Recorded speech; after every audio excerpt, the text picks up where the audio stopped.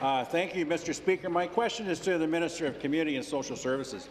OASIS, the Ontario Association Supporting Individuals with Special Needs, is here today. They do fantastic work supporting and advocating for people with developmental disabilities. It hasn't been easy.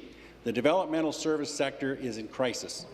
OASIS tells me there are more than 20,000 families stuck on waiting lists. That's outrageous. It's totally unacceptable. Community agencies want to help, but this government has been nickel and diming them for years. To help address pay equity obligations, for instance, this government keeps passing the buck. People with developmental disabilities deserve better. Why have they been so low for so long on this government's priority list? Minister of Community and Social Services.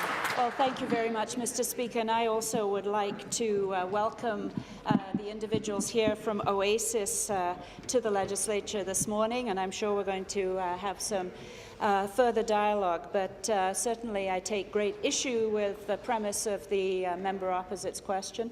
This government is totally dedicated to the care of those with developmental disabilities. Hear, hear. Since taking office, we have more than doubled the funding for this particular sector. It's now at $2.3 billion.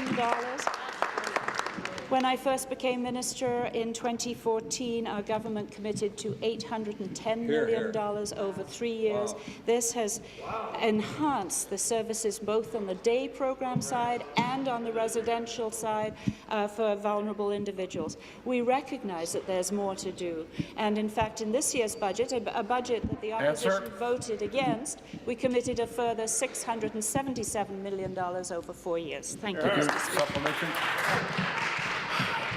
Thank you, Speaker. The OASIS and the people they serve deserve better than stale talking points. They need action. OASIS tells me that in Perth-Wellington alone, there are some 710 requests for community agency services. Just this week, I brought the minister's attention to Emily and Gregory Jones. They are both autistic and nonverbal. For 2 years, Emily has been stuck on the passport waiting list, Greg for 1 year. The Forte family has been stuck on the waiting list for 2.5 years, with no end in sight. And for others, like Mackenzie Hintz, who do receive funding, it's not enough to meet their needs. I've met with these families. The system is badly broken, and I think the minister understands that. And so I ask, on behalf of the Jones, Forte, and Hintz families, and many others, when will the government finally fix it? Minister. Thank you very much, Mr. Speaker. No, we are certainly aware that there's always more to do.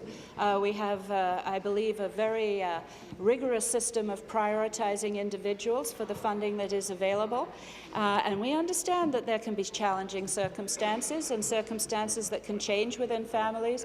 We're aware of aging parents sometimes unable to care for those individuals with challenging behaviours, with complex medical needs. And this is why our developmental service organizations prioritize individuals, allocate funding as is appropriate. And we urge all families to continue that dialogue with the developmental services organization, with their caseworkers, should circumstances change, so we can address their needs as is appropriate. Thank you, Mr. Speaker.